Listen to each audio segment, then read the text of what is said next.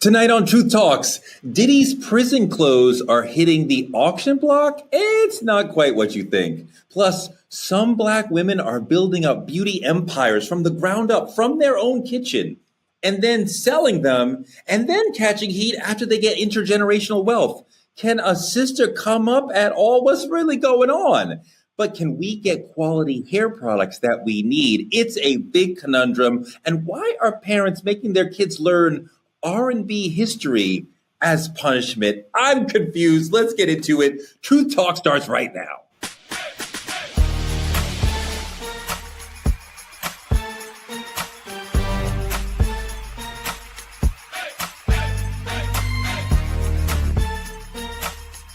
Are y'all ready to roll? Let's go. The crew is all here. You know her, you love her. Dr. Cheyenne Bryant, how are you, my sister? I'm doing amazing, Torrey. Feeling good about you today. So you'll be all right. Our special co-host this week, you've seen her on CNN, you've seen her on ABC Live, you've seen her in courtrooms across America. She's a civil rights attorney and a media powerhouse. Ariva Martin is back with us. Welcome. Oh boy, this is going to be a great show. So many topics that are hitting so close to home for me today. So we're about to have some fun on Truth Talks. Ariva, I went to 7-Eleven last night and this kid was sitting outside and he asked me to buy him a malt liquor because the store had banned him from buying even more malt liquor. And I said, sure. And we started talking. And now Dimitri Wiley is on the show. Welcome, Dimitri Wiley. I seen all of that coming. Oh, I hate you so bad. But it's a pleasure to be here. Dimitri, call me if you need some representation. I got you. Please let's get him locked up. Defamation to me, possibly. So we'll see. Thank you. So look, let's go to our first topic in trending topics. Diddy's on trial for racketeering, but someone's paying big for his prison clothes? Really? You can't get the ones he's wearing now unless you go into the jail that he's in. But Diddy's prison costume from the fantastic 2001 film Monsters Ball recently went up for auction. The film was Diddy's second major film role. And in the film, which was very powerful, he plays a condemned man on death row. So we get to see him be marched to the death chamber. Dimitri, who would buy this? Do you think it's insensitive to auction that off right now while he may be about to get real prison clothes for a long time? First off, the irony is killing me right now. The idea that it's actually quite hilarious. I cannot make that up. But the problem is our generation, not even generation, our culture. Our culture is so quick to create merchandise out of pop culture. We turn anything into merchandise before we even lived it. We're finished living it in reality. It's insane. But I think that's just our generation's narrative for monetary gain, how fast we fight for monetary gain. There's people who are going to pay a top dollar for these things. We've seen it with Michael Jackson. We've seen it with Kobe Bryant. You've seen it all over the place. And it'll continue. Ariva, does it sound kind of weird for people to want memorabilia of somebody, let's say somebody who has been indicted on something very serious? Obviously, very serious charges, Torrey, and we don't want to make light of it. But as Dimitri said, the irony is not lost on any of us. The fragility of fame and fortune. And although Diddy is not on death row, he is facing very serious charges that could, if he is convicted, he could spend the rest of his life in a prison cell. But let's face it, this is voyeurism at its highest, which is also ironic because there's so much about voyeurism in this trial. So, that was too much. A little too much. Real Talks, of course, is brought to you by our friends at Hair Maniacs. Thank you so much for the support. Dr. B, can you imagine the sort of person who is saying, I want to own Diddy's prison clothes from that movie, which is only because he's going through what he's going through right now. If he was still running Bad Boy and everything was good, it's a completely different conversation. Why are we glamorizing crime? Why are we glamorizing domestic violence? Why are we glamorizing not Bad Boy, the record label, but the bad boy? Why is it that our community finds so much positivity in the criminal, in the bad guy, right? I think that's a problem. no, I wouldn't want to purchase something that represents something that P. Diddy has already done. People have their opinions about the racketeering, about the sex trafficking, but you can't have your opinion about the domestic violence. It's on tape and we've seen it. So again, I think the bigger question is, how do we shift our perception as a community from glamorizing these kind of offenses versus taking a stand and saying that, no, we don't support anything that's associated or connected to this? Because this is also a direct disrespect to the victims who are victims in this case. I just think this is bigger than mentioning off some of his items for a movie he was in. I think this is a bigger narrative that we, again, as the Black voice on shows like this, True Talk, are attempting to shift and change so that our people can see things differently. I'm not buying it. I get the question, but here's the thing. It turns into novelty at some point. It's just like Michael Jordan's first NBA jersey. It's novelty. They want it. You understand what I'm saying? But hold on, let me get Ariva in here, because it's not like Michael Jordan's jersey. It would be like OJ's glove, right? And if we are okay with memorabilia from criminals, then fine. Let's call it that. But let's not act like this is equivalent to, I don't know, a Tally Berry's T-shirt from Monsters Ball. Ariva, go. Yeah, we got to be clear about what it is that's being sold. And your point, Dr. B, about the domestic violence, yes, no debate about that. We can debate the other charges. But what I like about the sale of this item is that it gives an opportunity for advocates like us, Dr. B, advocates for women, advocates for domestic violence victims to take some agency here. So maybe some domestic violence advocate buys this and donates it to a shelter for women. Because one of the things we're seeing in this trial is victims standing up for the first time for many of these women, having the courage to stand up to a bully, to tell their story, and to gain back some of the agency that they lost in dealing with him. So I think we use this for good, because the reality is, like Dimitri, there's some people out there that are sick, that want to be able to say, I got Diddy's uniform or wardrobe from this movie, but I'm hoping that somebody buys it and donates it to a domestic for sure. Diddy was in Diddy was in prison in that movie, dealing with punishment.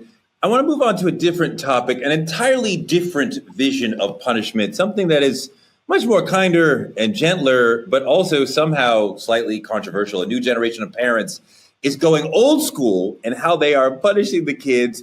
Let's take a look at this video. I act up in school, it's not funny, Cairo. I need 25 Drew Hills. Go. Step, jump. 1. No, that's not it. How is it? Step, don't yell at me. You rather get your ass whooped, or you want to do these Drew Hills? My butt whooped. You want your ass whooped? I got you. It's not going to be a belt. It's going to be a shoehorn. I don't know how to do it. Get it together. And I want a step and a high jump. I want you to be up there. 20 Drew Hills. Go. 1, 2. That ain't it. That ain't it. How is it that? Get it together. Step, jump, step, jump, step, jump. 1, 2, 3, 4, 5. Put a smile on your face.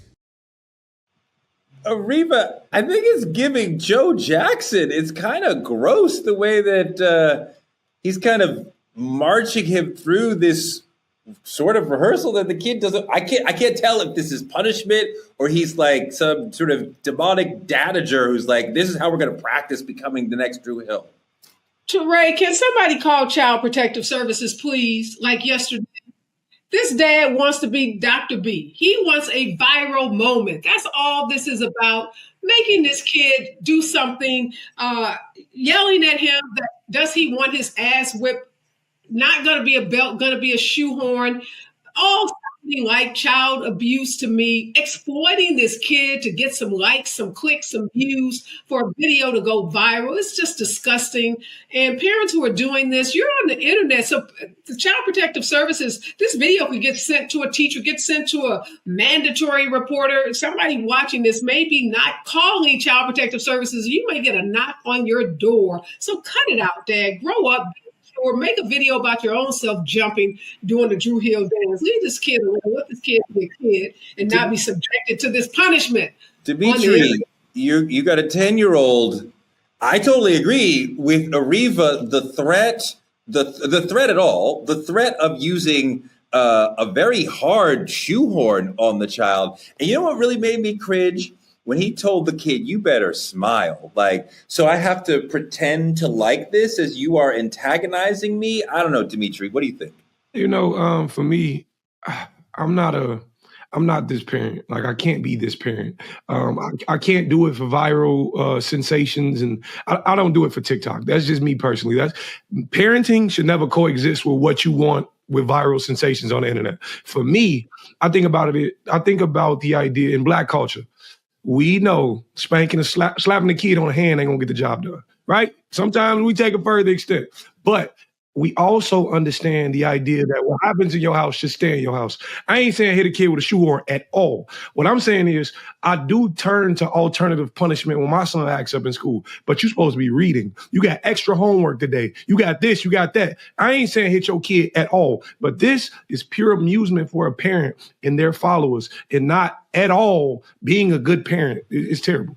Yeah, Doc, this makes me super uncomfortable. And like, yes, everybody has addressed that this is for clicks, but putting aside that, I imagine this is probably the way he talks to the child on the regular. So I'm very uncomfortable with that and like looping in. The Drew Hill part seems like an excuse to get on the kid. Yeah, I agree. I think that's the nature of him and his son's relationship. But I can say this, just being in my field for 17 years, I didn't see any fear or discomfort in the kid. It seemed like they kind of role played this before. The kid knew to kind of say, I want a whooping. And so I understand it looks bad and sounds bad, and it is bad to exploit your child for clicks. But I can say, just from observation, as being in my field for this long, that kid wasn't afraid of that father. That kid was going along with this role play they're doing. And I'm not saying it's okay to pray, because I'm into hold on.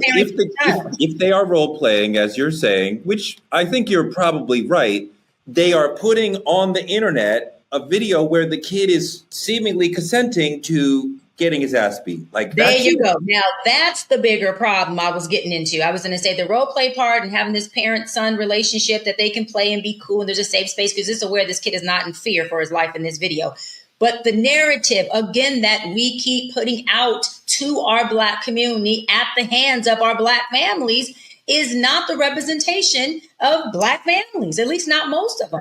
And so when we're putting out that, hey, we're beating our kids with shoes, and if they don't do a Drew Hill jump up and down thing, then they are going to get beat and disciplined. It's like, is that really a disciplinary moment? No, we're not talking about a kid who cursed or a kid who acted up in school or who's talking too much in class or doesn't want to wake up in the morning, or, we're not talking about a disobedient child. We're talking about a child who's not doing a damn dance move that you want your child to do, that in my opinion, he's too damn young to even listen to and know what the hell Drew Hill's talking about. He's not even old enough to know or should be exposed to that language. And I love what Ariva said. She said, listen, it's you want someone to do this damn dance move? Dad, do a video of you doing it so you exploit yourself and get your own clickbait. Don't use your child as a way to build your own internet social media career. That is not cool.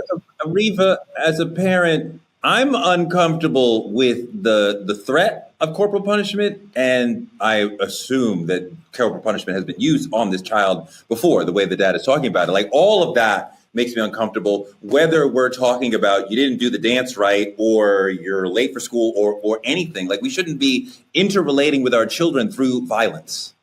Lazy parenting, that's what it is, Touré. I'm going to give a shout out to Mr. Dimitri, who said with his kid, he gives him extra reading. You know what extra reading requires from you, the parent? For you to be sitting there reading with the kid or overseeing the reading. A smack with a belt or a shoehorn or something even more extreme than that is lazy parenting. It doesn't require much. You hit the kid, then the kid cries, and that's it. What Dimitri is talking about is changing behaviors, engaging with your kid. And that's what we want to see more of in Black families, in Black communities. Yeah, we got beat. That shit was child abuse. Let's call it for what it was. It was not the right thing to do, but our parents perhaps didn't know better. But we know better now. When we know better, we got to do better. So let's read with our kids. Let's take our kids to a museum. Let's take them to the park. Let's do something that engages with that child. and stop using corporal punishment because it doesn't help the kid. They're going to end up in Dr. B's office talking about the trauma that they experienced as children that carries over into adulthood. So, Reba, I love that you said that. I want to add one thing that a lot of Black folk would respond to you saying, well, in the Bible, it says, spoil the rod, spare the rod, spoil the child. And I have talked to an academic expert on this issue who's saying, we are completely misunderstanding what that means. The rod was something that an elder would have to represent that they have wisdom. And you would never strike another person with that rod. So what they were actually saying is if you don't share knowledge and wisdom with children, then you will lose them. Then we will ruin them. Then we will not do the best we can for them. This is coming from another language, right? So we can't have a literal translation, but the Bible is saying share knowledge with children. It is not saying you got to hit them. That is not quality parenting when we hit the children. And Torre, we have a lot of knowledgeable kids and adolescents in this new culture. And we have a lot of gentle parents, and these kids are just a complete disaster. These kids don't seem to be doing too well. I got my ass whooped. I don't call it abuse. So I'm going to push back on that. And hey, I'm going to toot my own horn very, very humbly. It worked for me. I don't believe in gentle parenting. I don't believe in abuse. But the Bible also says an undisciplined child is an unloved child. I have felt and still feel at 42 damn loved because my parents took their time to pay enough attention to discipline me and to explain to me why they were doing it. So these knowledgeable know-it-all kids you're talking about today, they have a lot of narcissistic, all about me mindsets. It doesn't seem like that knowledge is working because they're not implementing it. Sometimes kids need discipline that go past sitting down and having a conversation. There's all sorts of ways you can discipline your kids, but you don't have to use physical punishment to discipline your kids. Nobody on this show is saying that discipline isn't appropriate. Yes, we all agree that kids need structure, they need discipline, but using physical punishment for kids is not, and there's so many studies that talk about this, is not the way that you change behaviors in children. All you're doing is creating more violent children. They then violence because when we are violent toward the children, they go into fear, they go into freeze. You do not learn when you are in fear or freeze mode. You learn maybe how to make your attacker stop attacking you, but you're not actually learning. So we really shouldn't be putting that into our children, into our homes. What you and Reba are talking about is abuse. You're right. It does not work. It shocks your nervous system. It shuts the child down. They can't be receptive to information. What I'm talking about is discipline. Those are two different things. Popping someone on the hand or telling somebody on the bottom on the leg, that is not abuse. That is called discipline. There's studies that also show, do your research, that gentle parenting is not working. Kids are becoming abusive towards their parents. They're starting to take control over the household, and they're starting to parent themselves. We need to do a show on that where we pick up the stats. The things you're talking about, the goal is to inflict pain. The relationship between parent and child should not and does not need to include physical pain. We can talk to them and explain to them what we need to explain to them. But if you need pain to get your message across, you are not doing effective parenting. And Torre, if you tell your kids to do something and to you, that means the discipline that you're doing isn't working. As a parent, I know sometimes you tell the child to do something and they don't do it. And that happens. And that is fine. We are going to talk about it, but that happens. You can't just teach them every time that you don't do what you're telling you. It's not a game of time. Parenting is not a game of time, it says. Your boundaries are not working. Your disciplinary tactics are not working. That means you have to change something up. Doing the same thing with no result or the same result is called insanity. Don't teach your kids to do that. Teach them how to have boundaries, how to be obedient and disciplined. Go ahead, Reba. My bad. You keep introducing this concept of gentle parenting, and no one has said that is the only way to discipline children. There is no study that shows smacking the kid on the back of their hands is going to be more effective than sitting down, talking with that child about the behavior that they engaged in, and then coming up with some ways to change that behavior.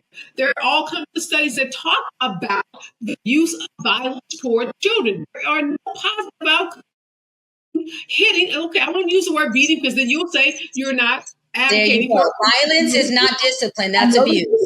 But even smacking a kid on the hand is a form of violence, and you're teaching kids that you can resolve conflicts. You can That's not resolve violence or abuse. I hear you, sis. I respect it, but I push back. Smacking a child on the hand is not violence, and that is not abuse. I hear you. I respect it, but I push back. That is not violence. That is not abuse. I just want to say, if it was me, smacking the kid on the hand has any impact on changing their behavior. If it was me in 2005, 6, 7, 8, 9, and 10, if my mama came to me and she said, you either gonna do this Drew Hill or get this ass whooping, I'd have did that Drew Hill all day long. That's all I'm saying.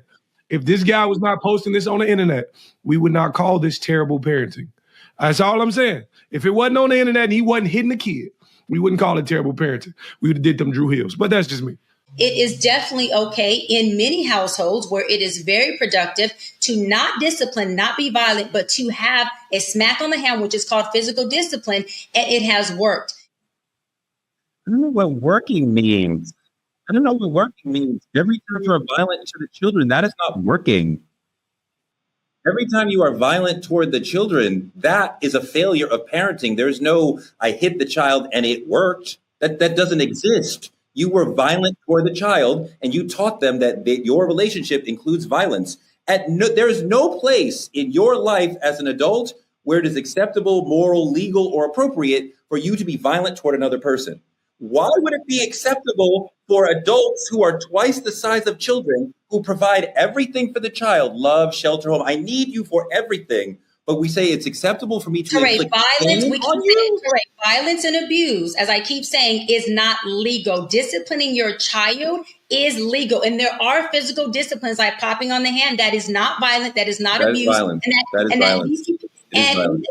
That is not. And listen, bad parenting isn't you pop your kid, so you're a bad parent. Bad parenting, again, is a parent who continuously has a child who's disobedient, and that parent is not getting through to that child, whether that parent is talking to that child or disciplining them. If you're not getting through to your child, you have to figure out what works for that individual child. Each child is subjective and it's circumstantial. So again, if you continue to tell your child not to do something and we see they continue to do it, I say that's bad parenting. Okay, Dr. B, Teray and I are never going to change our minds about using any physical force towards children. And I agree with you, though, that if you're not getting through with one form of discipline, you have to use another form of discipline. But that other form of discipline should not be and never has to be using any physical force towards your child. I think a lot about how I got beat more times than I can count. It was abusive. It was the best my parents knew then. But before I had children, I read Dr. Alvin Poussant, an essay he had, a study he did about violence in the home and how it's better to not have corporal punishment, and how this is a holdover from slavery. This was not part of Africa pre-colonialism. We did not beat our children. We thought that the child was the reincarnation of grandpa and grandma. You would never spank your grandmother. This is what the slave masters taught us, that this sort of violence will make you behave. And we keep doing it. This is the whitest thing that we can do. And some of us keep arguing in favor of it. I want to move on to our politicking segment. This week in politicking, we are following a very important story. This is a story that went viral for us last week, and it is the story of two twins in Georgia who mysteriously went missing and then came up dead. Some say it's a suicide. Others have questions about what happened to these young men. And we are following this heartbreaking tragedy of the Lewis twins. For those who may be unfamiliar with this story, and if you are, please, please, please do everything in your power to become familiar, because stories about the deaths of Black people don't get nearly enough mainstream media attention. So we in the Black media are making sure you know about this story. But here it is. 19-year-old Georgia Qaazir and Naadir Lewis left to the airport and never made it home ever again. Their bodies were found 90 miles away in the Georgia mountains, and their disappearance and ultimate death was labeled first a murder-suicide, then upgraded to double suicide. Here with us today is attorney Gerald Griggs. He works with the Georgia chapter of the NAACP, and he is representing the Lewis family. He's digging his heels in and asking the tough questions that often law enforcement won't ask. And he's forcing the Georgia Bureau of Investigation to be transparent in their investigation. Before we welcome Gerald to the show, let's see what he's had to say about the twins and the disappearance. We've been here before, many times in many different counties all throughout Georgia when there's a mysterious death. So we stand here for the twins demanding the same thing we demanded for Ahmaud Arbery and others. A thorough, complete, and full independent investigation. Because we find it very hard to believe that individuals that resided in Gwinnett County would somehow end up in Towns County on a mountain they knew nothing about and commit suicide. We've been here way too many times.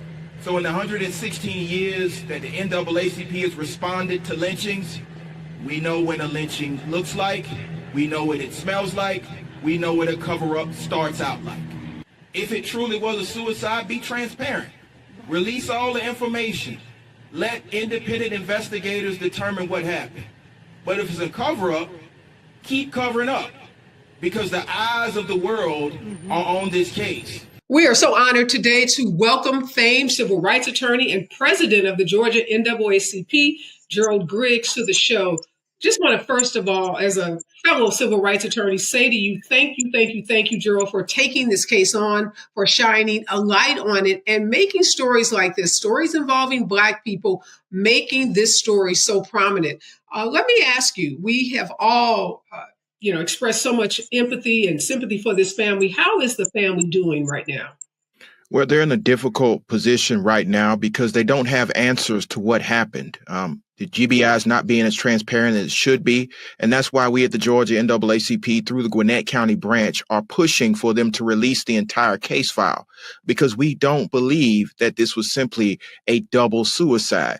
These two young men were born and raised in Gwinnett County and Lawrenceville and found themselves up in Towns County on a mountain that is locked, dead from apparent gunshot wounds. And we find it very difficult to believe that these 19-year-olds, one of which who had a flight booked to go to Boston, would simply just leave that flight and go directly up to the mountains to shoot himself.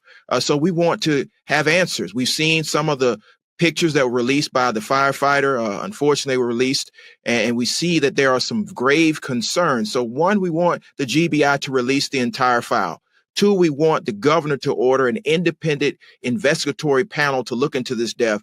And three, if there are any nefarious things that have happened in this case, we want someone prosecuted to the fullest extent of the law, because the family is sure that this smells like a cover-up. And Georgia has a history of this, whether it's Kendrick Johnson or it's Ahmaud Arbery. The initial story does not pass the smell test. It does not pass the smell test in this case.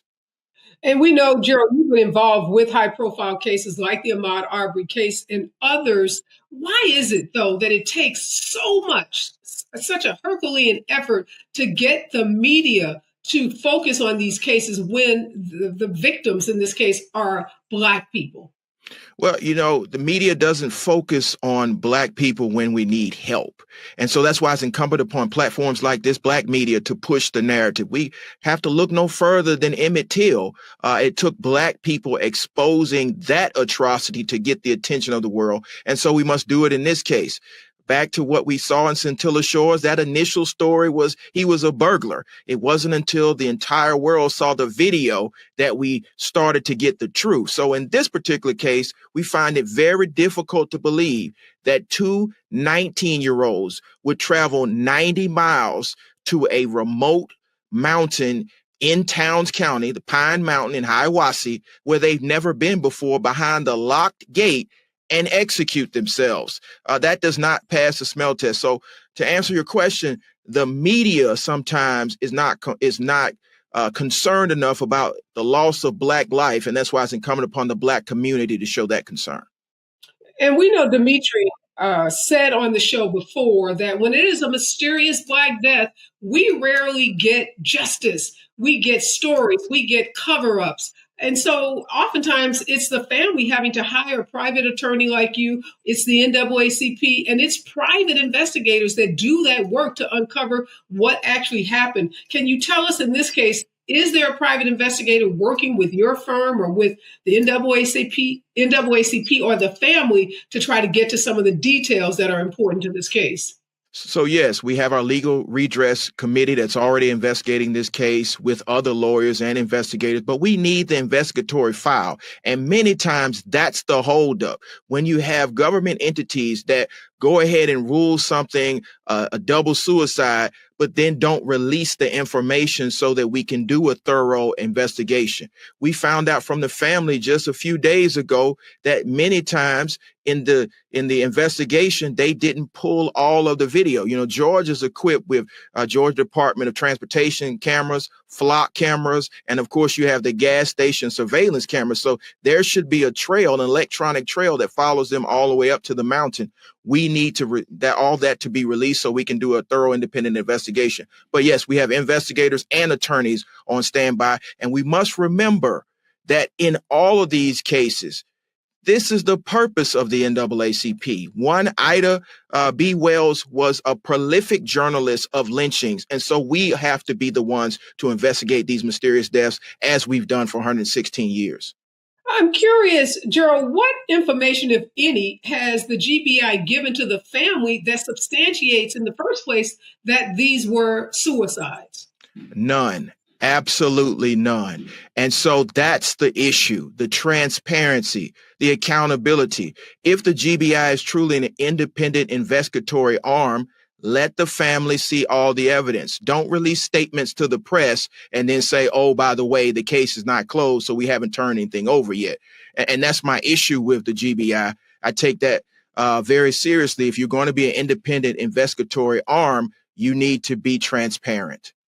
So Dr. B is not only the president of the NAACP in Los Angeles, she's also a psychologist. So Dr. B, weigh in on this story, because if this is suicide, ultimately, if that's where the facts lead us, how difficult is this going to be for the family to accept that both their sons committed suicide? And then what should we as a community do to help this family?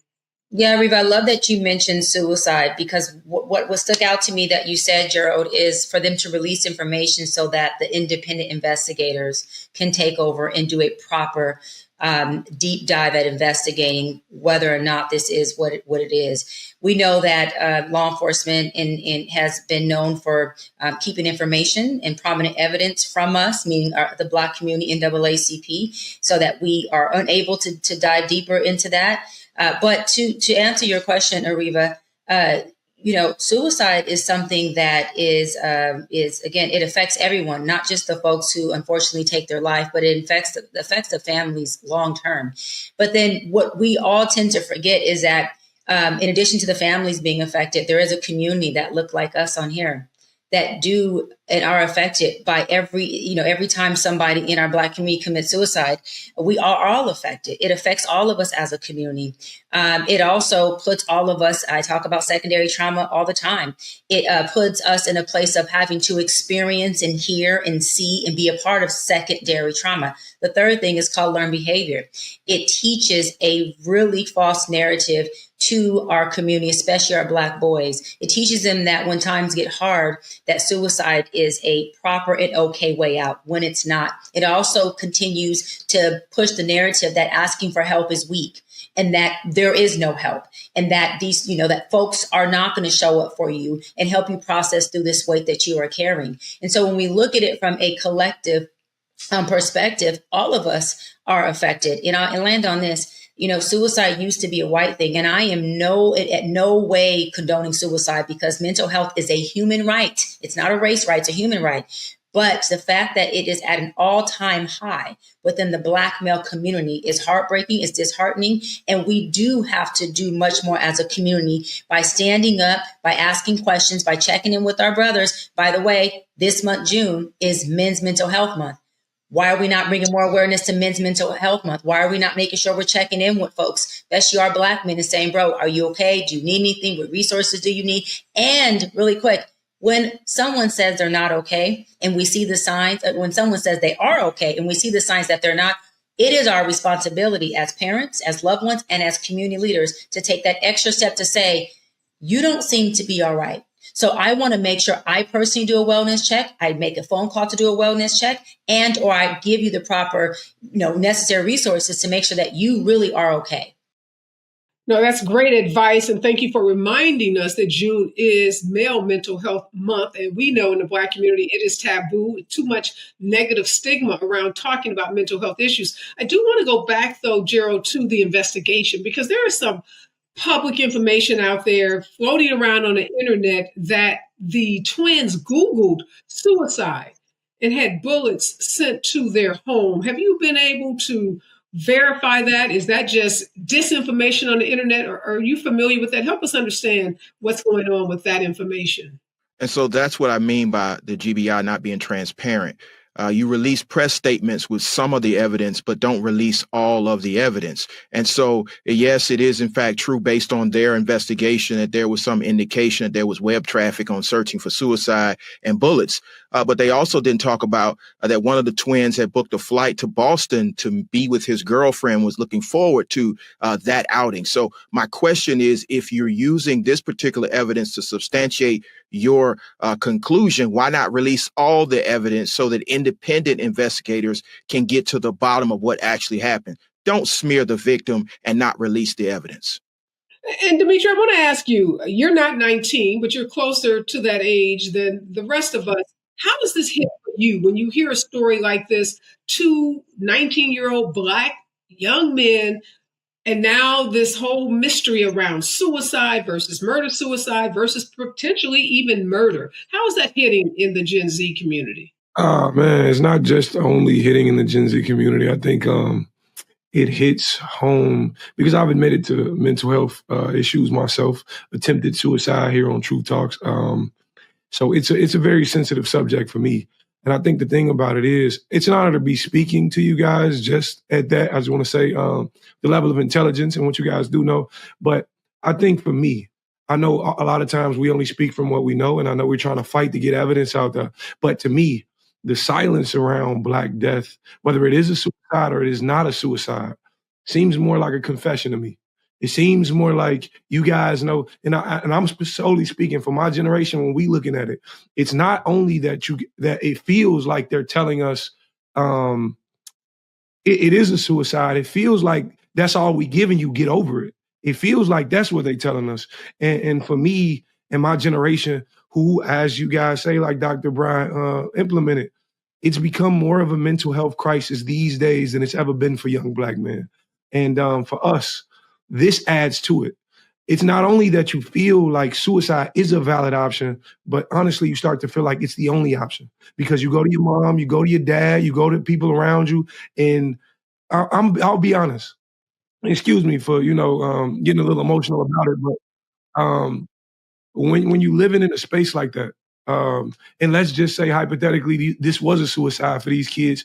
That's not to my belief, but if we speaking on suicide, when you living in a space like that, even the slightest no can push you over the edge. Even the slightest, the slightest turn of what you needed. You may have just needed a hug, and not having that at that moment would push you towards that. And I'm solely speaking that because I'm hosting a few mental health events for young men here in Chicago. It's super, super personal to me. And this specific topic hits home. And I thank you for everything you guys are doing, especially surrounding this case in terms of bringing awareness to it. So thank you guys so much. Thank you so much, Dimitri, for sharing, being honest, because we can't heal what we don't acknowledge. And acknowledging that mental health issues exist in our community is definitely the first step towards healing. I do want to, Gerald, before we let you go, just ask, what do you think the GBI is hiding? We know that these investigatory bodies want to quickly close these cases, particularly when they start to get some media heat and when they see big time, big dog lawyers like you get involved. They want to shut this down as quickly as possible. But do you think this could be some kind of, white supremacist that's out, some kind of hate crime? Like what do you think could be behind the cover-up? Not sure. And that's one of the main questions we want answered, because we do know there's a heightened climate of racial insecurity in this country, but particularly in this state, especially in that particular region of the state. And so we just want to make sure that there was no involvement of any of the known hate groups that are in this state, of the known white supremacist groups in this state, that there's no indication as any racial animus or attack that happened. You can't just close the book and say, oh, it was a double suicide, when y'all thought it was a murder suicide from the very beginning. And so it's a lot of unanswered questions, which transparency from the GBI and an independent investigation can dispel. But Georgia has a long history of trying to sweep things under the rug. And we at the Georgia NAACP say, not on our watch, be transparent, release the entire file, and let the independent investigator determine what happened. So, Gerald, obviously, we don't have any more information than what has been provided from the GBI and what we've heard from you. But if this is a murder, walk us through what happens next. What happens next is it should go to the district attorney's office up there in Towns County in the judicial circuit there. And there should be another thorough investigation and a presentment to the grand jury, an indictment and a trial. But our hope right now is that we don't have to escalate this any further, because Georgia does have a mechanism where private citizens can bring forth a judicial investigation through a warrant application hearing. That's why we need the evidence, because, again, we only trust law enforcement as far as we can verify. And in this particular case, after 20 years of practicing law, I find it very difficult to believe that two 19-year-olds who know nothing about Pine Mountain would drive up a dark, winding road through a gate up to the mountains and kill themselves in a way where their bodies were placed in a way that the family believes was a sacrifice. And so there are a lot of facts that are starting to come out. Namely, both of them weren't the best of drivers. They get lost with directions and all these things, typically don't drive that far, and already had plans to go to Boston. So there are some serious concerns about what may or may not have happened. And that's why the family is pushing through the NAACP and all of their supporters for the GBI to be transparent. And the message to the GBI is this: if you have nothing to hide, why would you conclude the case as a double suicide but not release the file? Yeah. Well, I can tell you with 100% certainty, we are feeling so much better having had this conversation with you, Gerald. This is a difficult case. It's a difficult case for our community, for our young people. But knowing that the NAACP of Georgia is on the case, knowing that you are on the case, give us hope that we are going to get to the bottom of this. We're going to find out what happened to these two young men. We're going to hold anyone accountable that had anything to do with the deaths of these two young men.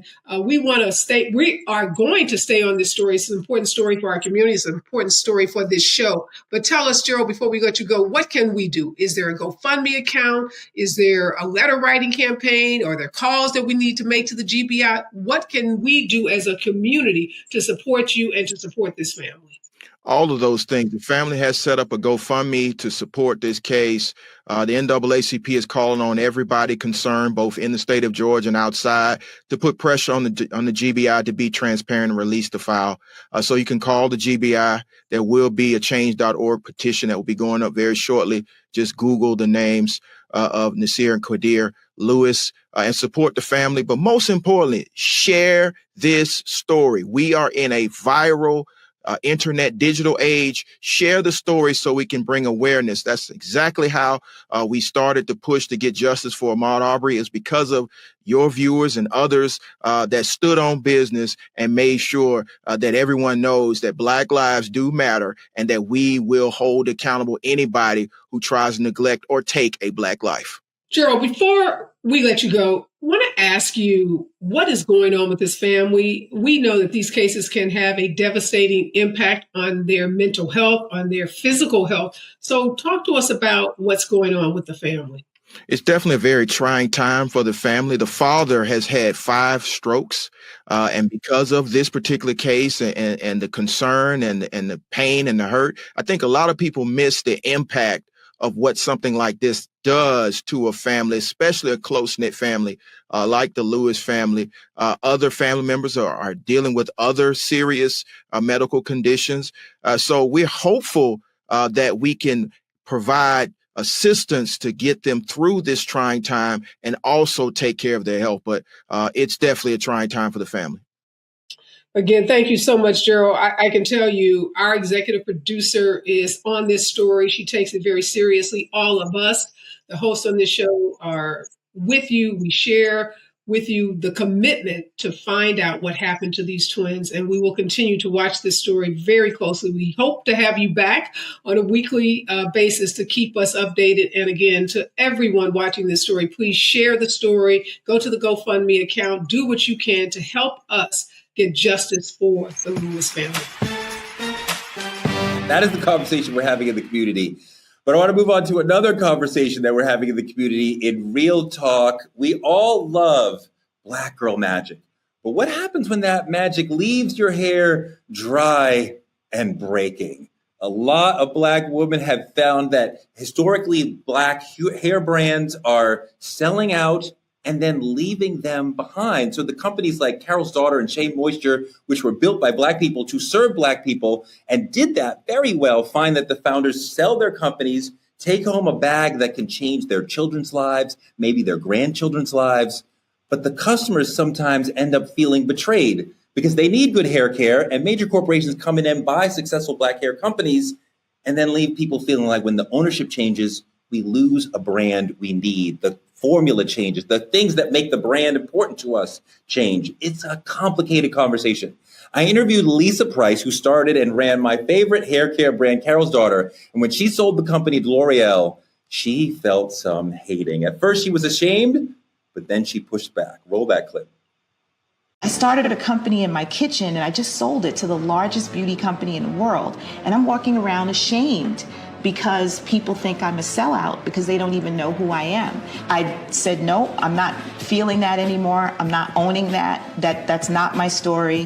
When I got back to New York after that weekend, we started educating people as best we could because I felt like as Black people, we're accustomed to being stolen and taken from and used.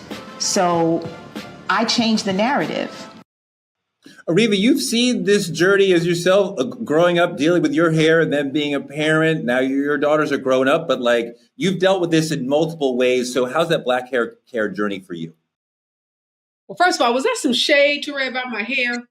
No, your hair looks amazing. No, but just every Black person, especially Black women, like, you know, you find your brand, you find your style, you find your, like, everybody, no, your hair looks amazing. Are you kidding? It was a joke, bro. It was a joke. The best looking hair on the show. Oh, look at that love bombing, Dr. B. Okay.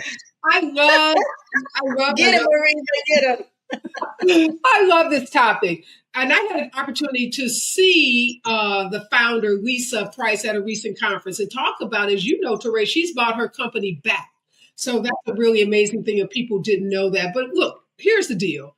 It is the double standard that Black women are always faced with. So here we are building companies out of our kitchen, companies that get the attention of these multi-billion-dollar brands. We have an opportunity to sell them, to create generational wealth in our own community, to model what it means to be an entrepreneur, to have our company sold publicly on the New York Stock Exchange, to become wealthy so that we can now invest in other companies. We can invest in philanthropic organizations, and we can do all the things that we know wealth affords us to do. And then Black folks say, well, wait a minute, my perm isn't working the way it used to be, or my hair isn't as shiny as it was. We don't hold white sellers and entrepreneurs to that standard. When they sell a company or when they divest from a company, we don't hold them to that standard. So why are they expecting Black women, Black entrepreneurs, Black business people to be held to such a high standard? If the product no longer works, that just creates a market opportunity for somebody else to step in and create a product that does work. So I say right on to Lisa and every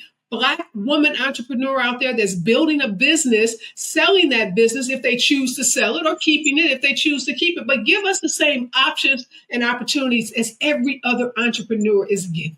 given. I want you to go a little deeper on that, because you owned and operated a very well-known law firm, and lots of people were like, wow, that is so inspiring that this sister owns and runs this law firm, and maybe I can do that one day. I'm sure you've advised people in this space era. So there's Ariva, who owns this thing and is an inspiration and a beacon to adults and children. But then you want to change your family's life, your grandchildren's life, and you want to sell the thing and realize the value. Both things are valid choices, but like there is a value to the community in being seen as owning something. Oh, I totally agree with you. And there is a value in creating those intergenerational businesses and passing down a business, whether it's a law firm, a bank, or a hair care company. But we're acting as if these women who sell these companies go off and, sell to the south of France and are never heard of. These are entrepreneurs. So they may sell that business, but more often than not, they are creating other businesses. And all I'm saying is give us an opportunity to do the same things that other entrepreneurs are doing. And most of these folks, I can't speak for every last one of them. I can speak for myself as an entrepreneur and a business owner and so many others. We are thinking always of our community, and we're always thinking of how we continue to create value for our community. And trust me, if we can get $1 billion sale of a company, that just allows us to create more opportunities for more entrepreneurs to invest, because we know Black founders are less than 1% of all recipients of venture capital funds. But if I sell a business for $1 billion, guess what, Teray? Now I got money that I can invest in hundreds and hundreds of other Black entrepreneurs. For sure, there's very, very few Black companies that have exited at a billion, right? We would love to see that, but that is a very, very hard standard to reach. But Dimitri, she makes a great point. The counselor makes a great point about women and what the lens that's being put on them for selling. Is it the same, do you think, for men, Black men who create companies and then sell them? Is there the same sort of, sort of feeling about like, yay, we take so much inspiration from you owning it, and thus we're so hurt when you sell it? I don't think it's the same standard for men and women. Just based on how our culture looks at it, we are always a lot harder on women when women want to be entrepreneurs and they do the correct entrepreneurial thing. It's actually quite amazing to me that we're this way. Maybe it's probably because men pay less attention to the actual ownership. Like, we support things and we don't care who owns it. We don't know who owns it. But the thing about it is, I think what's interesting to note about this whole thing to me, because I'm with Ms. Martin for sure. I think sell it where you can, because that's the point of being an entrepreneur. It's to create income, generational wealth for the family and everybody under you. But the interesting point to me is that more than likely, the same people yelling she's a sellout, the same people yelling you shouldn't have sold it, were probably not supporting the business anyway. You were already going and buying from the competition she sold it to. So it's an interesting thing to me. Shai, I think some of these folks, though, who are complaining are loyal fans of the companies. I mean, we're talking about hair care companies, and how important is hair to us, especially as Black people? How important is our hair looking good to us? And traditional manufacturers are not really checking for us. So when we have the Carol's Daughters and the Shea Moistures and other people, Hair Magic, who are like here to help us and like want to be there for us, like, we love them. We need these companies to be there for us. When you sell the company, after you've created this great relationship with the people, your customers who are like, especially for hair care, we need you. Do you not still have a responsibility to them? To the brand will still be there for them. I want to roll a video that speaks to that and then talk about it. Their hair once gave bounce, body. My edges were thinning out. It's like clumps coming out. And suddenly they were pulling up to the scene with their ceiling missing. I was in denial. I'm like, it can't be Mael. It's everywhere on social media. Because my hair in the front was just falling out. Ruined my hair. You heard me. Mael Organics hit with claim after claim recently on social media. Customers saying that some products were turning them into bald head skittle diddles. A lot of these products, especially when they have fragrances, can be really damaging for Black hair. So I mean, when we're getting a Black hair product that is meant for us, where they're putting in who knows what kind of chemicals and people's hair is falling out, and I've heard many other stories like those stories, That's a very, how do we even trust the market? I think we're mixing apples and oranges. Thank you, Dr. B, for introducing the concept of for-profit. So two types of companies, for-profit and nonprofit. Nonprofit on a mission to do something, save the world, save whales, cure cancer. For-profit, make money. So if that product now is damaging your hair, give a lawyer a call, because that's called a lawsuit. That's called a products liability lawsuit. That's not a Black founder shouldn't sell her business issue. That Black founder was in a for-profit company. She did what a for-profit company should do, which is maximize profits.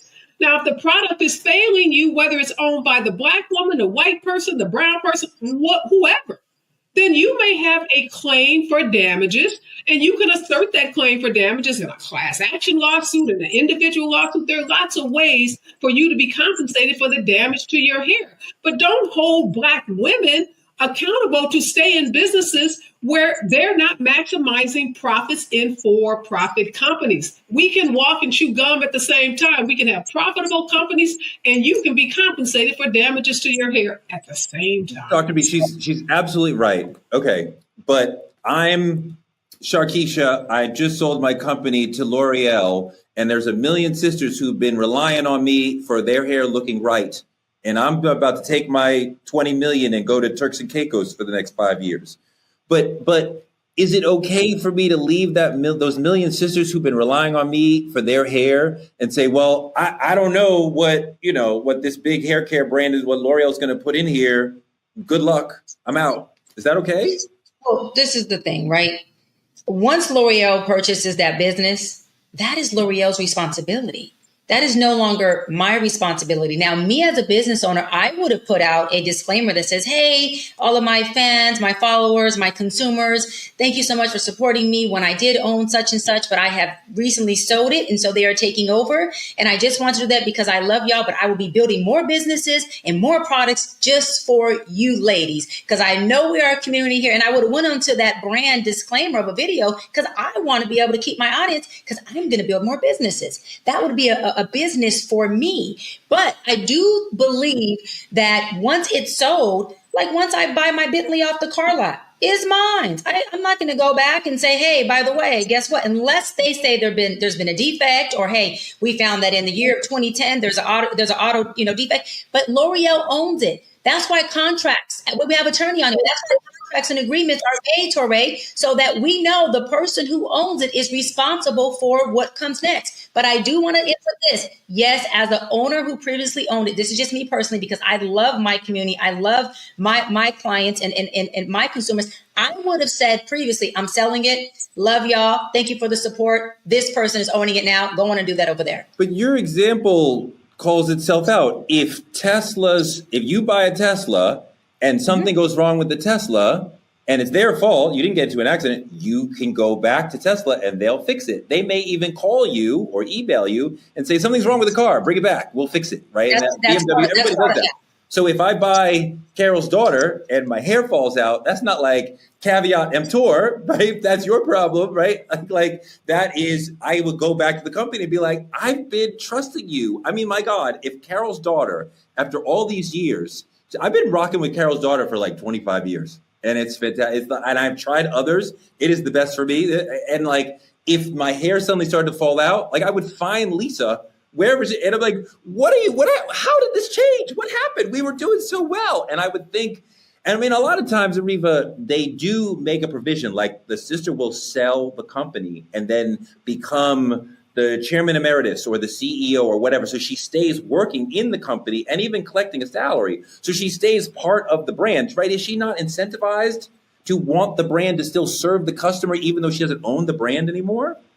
I think she does. And I think to the point that Dr. B is making, that the best owner that sells may be able to do is to tell their audience, to tell their clients that they are moving on. And in your example, sometimes they do stay on with the bigger company. They get a position as CEO or product manager or some position. And many of them will try to keep the product, the fidelity of the product in place. But again, big business steps in. So if L'Oreal says to Lisa, yeah, you were using this product, but for financial reasons, we are going to change this formula. Lisa may be limited in her ability to force L'Oreal to use the same products that she was using. And that's why I think Lisa and some of these other folks end up buying their company back. Maybe they don't like the way the big company has changed their brand. But again, putting all this on the backs of Black women, where is there incentives for us to go out and build big companies if we can never sell that company out of fear of being called a sellout?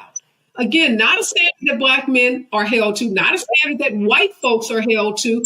I say support those Black owners when they sell those companies. Trust that they have our backs, that they're going to do something with that money that continues to enhance and make our communities better. But don't shackle them with these unrealistic expectations. They are not martyrs. They are business women. Give us respect. We're business people. Dimitri, you have no hair. That's the question. No, I'm kidding. But no, Ariva makes an amazing point that there is a business legal aspect to this, and then there's a cultural aspect to this. And the reason why these brands succeed is because they become beloved by us. We tell our friends, yo, my hair looks good because of such and such. And then they start wearing, right? So it matters to us in the community. I started using Carol's Daughter because I saw an ad that said Will Smith and Jada Pinkett Smith had invested in the brand. And I'm like, well, Jada must know. I can't take a better recommendation on it than Jada, at least Jada then. This is way before Chris Rock, Dimitri. But talk about that problem for a founder that we create this deep relationship with the Black community, but then there's this legal and business aspect of like, but I'm here to sell. Yeah, it's absolutely a double standard that only our culture enforces on entrepreneurs.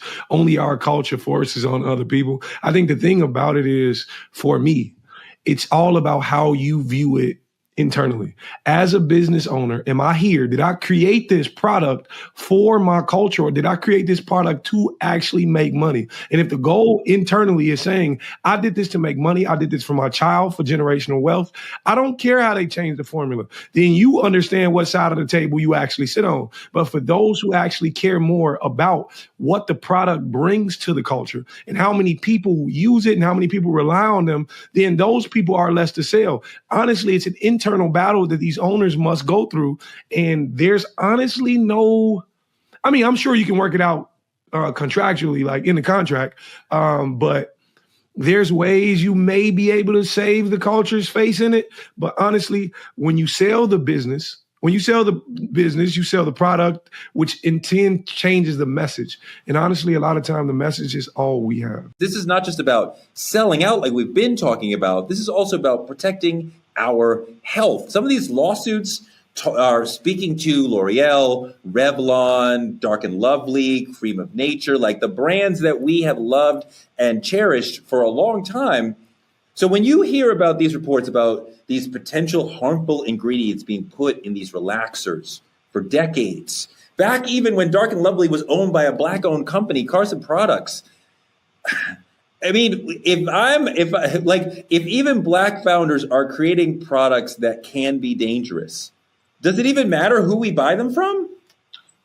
That's the $1 million point you're making right here, Teray. It doesn't matter what the color of the owner is. If anybody is putting chemicals in hair care products that are harmful to us, that cause cancer, they need to be held accountable. I don't care what your race is. I'm not going to ride for a Black owner that uses chemicals that are bad for us. We all have the right to purchase products. We all should be able to go into a store, buy a product that's safe, that doesn't cause cancer, that doesn't cause any harm to our bodies. And we should be speaking out against these companies, even those that we love, if they're poisoning us. I'm thinking of every relaxer I've ever gotten as a child. And I got a whole lot of relaxers. And if you are a Black woman, you probably have had a relaxer put in your hair at some point, even during pregnancy. I probably had relaxers when I was pregnant with one or more of my children. So it makes me very upset, very angry to learn that those products that we trusted, those Black hairstylists who were buying those products, making these companies millions and millions of dollars, they were putting us at risk. And now we find out 10 years later, 20 years later, that we may be more susceptible to cancer because we were relaxing our hair. So yes, sue them. Get every dime you can out of them. It's not going to prevent the cancer, but it might provide you some much needed compensation to help you get needed cancer treatment or to deal with some of the damages you suffer if you are one of those individuals that got relaxers and now you find yourself with some kind of cancer. Doc, how do we know what we can feel good about using when, as we said, even some Black companies are putting dangerous things in our hair care? Like, I would assume if it's Black owned, that means that they're thinking about us and we can trust them. And we know from the data that that's not always true. So then what do we do? Well, it's a dual responsibility. I know when I was young, to Ariva's point, my family put a relaxer by Dark and Lovely. But when you read the back of Dark and Lovely, it says on there, may cause cancer. These chemicals may cause cancer. Those are disclaimers. So, I mean, yes, folks should be creating products that are as safe for consumers as possible. But at what point do we hold ourselves accountable to say we also have the dual responsibility of reading what we're choosing to use or what we're choosing to do? When they know that it causes cancer, you almost wonder, is it become like a deliberate thing to try to hurt us? I mean, the thing about it is the bombshell is the idea that, of course, they knew it was dangerous. But the thing about it is they knew that regardless of anything, the straight hair thing we were looking for has always been tied to fitting in and being clean and appropriate and acceptable. So regardless of what I put in this bottle, they're going to buy it regardless. And I think that's the thing about it. The thing about it is, how far were we willing to go in not reading the bottle and not reading the ingredients to understand that this was actually causing harm? I think people don't actually speak on that perspective enough, that it was here in my face the entire time. I was just so concerned about straightening my daughter's hair so she can look good for this or fit into this or have this clean image or appropriate image. So that's it for me, honestly. That's how I feel. Ariva, to what he's saying, I mean, he makes a fantastic point. Your hair looks extraordinary, but should we not be saying, and I'm sure you've had this thought, of like the whole notion of us saying straight hair is the highest level. And this is this is when I go to look really, really good. This is what I'm going to do, get a relaxer. Our whole notion that is what looking professional, looking our best is. Isn't that part of the problem? That's very much part of the problem. Now we're talking about European beauty standards that have been imposed on the Black community. And for the record, this is not a relaxer. This is what we used to call a press and curl, and now we call a straight iron. I don't know what we call it today, but it's not a relaxer. But I want to push back on something Dr. B said and about the labels. So yes, there are warning labels that are on these products, but they're very, very misleading. So at the same time, there may be in very, very fine print on the back of a product, something about it causing cancer. We're also getting bombarded with ads in the media, on television, on the internet, on social media about these products and the safety of these products. So I'm not going to let these companies off the hook because they put something in the smallest print ever on the back of the product about cancer. The reality is they're telling us that these products are safe. They told our parents they were safe because my mama wouldn't have put a perm on my head if she knew that it possibly would cause me cancer. I mean, I feel like in America, if I go into a store, I should be able to trust that the things in the store are safe for me. I shouldn't have to do a PhD level research and become a scientist to know all the chemicals to understand, like, oh, this actually isn't safe for me. Yes, I believe that companies have a responsibility to give me products that won't harm my body. And I think the legal system, Ariva would say, completely stands up for that, because if I use the shampoo or the conditioner and my hair falls out and my scalp is damaged, I can sue them and they will probably end up having to pay me. So we have determined that absolutely the companies have a responsibility to be good to us. But we are surely feeding into the whole thing by, as Ariva pointed out, Eurocentric beauty standards saying that this is what we want our hair to look. I mean, I didn't know that your hair was not relaxed. I think your hair looks fantastic, Ariva. So there was no shade there. There is the opportunity to use natural products and things without fragrance and things without certain chemicals. And there are brands you can buy where you can customize what goes into the bottle, and you can say, okay, I don't want that. So then it is even perhaps safer for you. The thing about this is the larger conversations is self-acceptance.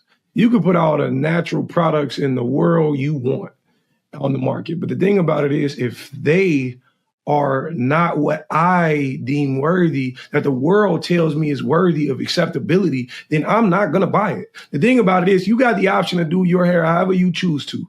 But if the world is shaping you in what you should believe, then that's all that's going to matter. When the world teaches you to hate your roots so they can sell you a product, that's all you're going to do. That's all you're going to know. And a lot of times it starts young. Like your mama was already buying these products, so it was already laid on you. All it did was continue. And I think that matters. We need to push self-acceptance in order to push natural products, because I'm pro-Black women doing what they want to do. Baby, and rocking your natural hair is what you feel like you should be doing, I'm clapping for you. That's all I'm saying. Aw, that was so nice. Yeah, your DMs is gonna be all filled after. Come on now. Hey, look, hit me up. Comment 773. No, I'm just kidding. You can't put your phone number on the internet, nigga. What you doing? You crazy. All right. Thank you so much, Ariva, for coming through as a special guest and bringing your legal mind and everything else. We really appreciate it. It's been an honor to spend this time with you. Like, comment, and subscribe on our YouTube channel at TruthTalk-Live. Support us by donating to Truth Talks Live or visit our website and become a VIP member of the Truth Lounge. Advertisers and small business owners, we have space for you. You want to advertise on the show? Speak to our 10 million strong viewing audience. Come find us. Go to Truth Talks Live. We'll figure it out. Click on your favorite co-host VIP room. Support Hair Mania, and let's build Black media together. Tomorrow night, we're joined again by Ariva Martin to peel back the layers of truth, justice, and what it means to live bold and Black in America. Truth Talks airs weeknights at 8 p.m. EST and 8 p.m. PST. We will be here for you tomorrow.